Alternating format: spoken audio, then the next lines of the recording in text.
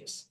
ഇനി അതിനൊരു planning process, അതായത് ഇപ്പൊ നമ്മളൊക്കെ ഉദ്ദേശിക്കുകയാണ് നമുക്ക് നമ്മുടെ പേഴ്സണൽ ഫിനാൻസ്, അതായത് നമുക്ക് സാലറി വരുന്നുണ്ട്, അല്ലെങ്കിൽ നമുക്ക് ഇൻകം വരുന്നുണ്ട്, പക്ഷേ ഒന്നിനും കാര്യങ്ങൾ തികയുന്നില്ല, അല്ലെങ്കിൽ നമ്മളെ ഗോൾസ് കാര്യങ്ങളൊന്നും അച്ചീവ് ചെയ്യാൻ പറ്റുന്നില്ല. അപ്പോൾ നമ്മൾ ഒന്നുകൂടി ഇമ്പ്രൂവ് ചെയ്യണം എന്നാലേക്ക് നമ്മളൊരു അതിന്റെ ഒരു പ്ലാനിങ്ങിന്റെ ഒരു പ്രോസസ്സ് ഉണ്ട്. അപ്പൊ അതില് എക്സ്പെർട്ടുകൾ പറയുന്ന ആദ്യം നമ്മൾ എന്ത് ചെയ്യണം, ഗോൾസ് സെറ്റ് ചെയ്യണം. പറഞ്ഞ പോലെ ഷോർട്ട് ടേം ആയിട്ട് ലോങ് ടേം ആയിട്ട് നമുക്ക് എന്താണോ അച്ചീവ് ചെയ്യാനുള്ളത് അതിന്റെ ഗോളുകൾ നമ്മൾ സെറ്റ് ചെയ്യാം. എത്ര കാലം കൊണ്ട് എങ്ങനെ അത് അച്ചീവ് ചെയ്യണം എന്നുള്ളത് കൃത്യമായിട്ടൊരു ഗോൾ, നമുക്ക് എന്താണ് വേണ്ടത് എന്നുള്ളത് നമ്മൾ ആദ്യം സെറ്റ് ചെയ്യും. പിന്നെ അതിനൊരു പ്ലാൻ നമ്മൾ ഡെവലപ്പ് ചെയ്യണം. ആ ഗോളിലേക്ക് നമ്മൾ അതിന് എത്തും. നമുക്കൊരു കാറ് വാങ്ങിക്കണം, ഒരു BMW കാറ് വാങ്ങിക്കണം, അല്ലെങ്കിൽ ഒരു ഓടി കാറ് വാങ്ങിക്കണം ഒരു പ്ലാൻ, നമുക്ക് ഒരു ഗോൾ നമുക്കുണ്ടാവും. പക്ഷെ അതിലേക്ക് ഏത് രീതിയിൽ എന്ത് ചെയ്യണം, ഞാൻ എന്റെ കാര്യങ്ങൾ നീക്കണം, പിന്നെ ഏത് രീതിയിൽ സേവ് ചെയ്യണം, എത്രത്തോളം സേവ് ചെയ്യണം, എത്ര വർഷം എനിക്ക് കാത്തിരിക്കാൻ പറ്റും, അതുവരെ എനിക്ക് നിലവിലുള്ള ഇൻകം സോഴ്സിന്റെ മതിയോ, ഇൻകം സോഴ്സ് കൂട്ടേണ്ടി വരുമോ എന്നുള്ള കാര്യങ്ങളൊക്കെ എന്ത് ചെയ്യേണ്ടി വരും, നമുക്ക് പ്ലാനിങ് ചെയ്യേണ്ടി വരും.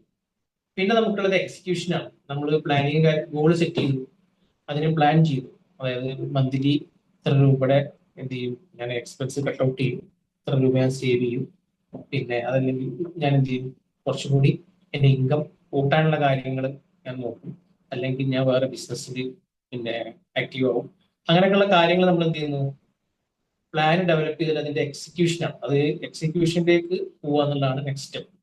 ലാസ്റ്റ് സ്റ്റെപ്പാണ് മോണിറ്ററിങ് ആൻഡ് റീ അസസ്മെന്റ്. മോണിറ്ററിംഗിലാണ് നമുക്ക് ഏറ്റവും ഇമ്പോർട്ടന്റ് ആയിട്ടുള്ളത്. അതായത് ഇപ്പൊ നമ്മുടെ വളരെ ചെറിയ കാര്യങ്ങളാണെങ്കിൽ കൂടി ഇപ്പൊ നമ്മുടെ ഡെയിലി എക്സ്പെൻസുകൾ എന്ത് ചെയ്യണം, നമ്മൾ കൃത്യമായിട്ട് നോട്ട് ചെയ്ത് വെക്കുക.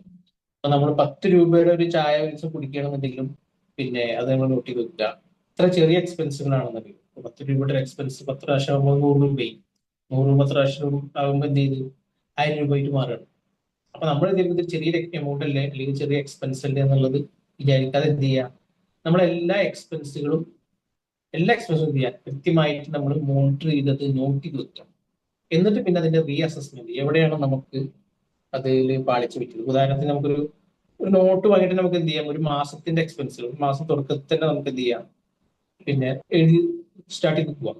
നമുക്കിപ്പോ മന്ത് ആയി, നമുക്ക് ജൂൺ 1-ാം തീയതി തന്നെ വേണമെങ്കിൽ എന്ത് ചെയ്യാം, സ്റ്റാർട്ട് ചെയ്യും. അതായത് ഒരു ദിവസം വരുന്ന എക്സ്പെൻസുകൾ ഈവനിങ് എപ്പോഴും എന്ത് ചെയ്യാൻ നോട്ട് ചെയ്യുക, അന്ന് വരുന്ന എക്സ്പെൻസുകൾ എല്ലാം എന്ത് ചെയ്യാം, കൃത്യമായിട്ടൊന്ന് നോട്ട് ചെയ്ത് വെക്കാം. അതാണ്.